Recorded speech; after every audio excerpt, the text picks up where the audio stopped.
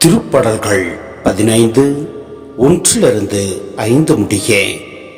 ஆண்டவரே, உம் கூடாரத்தில் தங்கிட தகுதி உள்ளவர் யார்? உம் திருமலையில் குடியிருப்பவர் யார்? மாசற்றவராய் நடப்போரே, இன்னோர் நேரியவற்றை செய்வர். உளமாற உண்மை பேசுபவர் தம் நாவினால் புறங்கூறார்.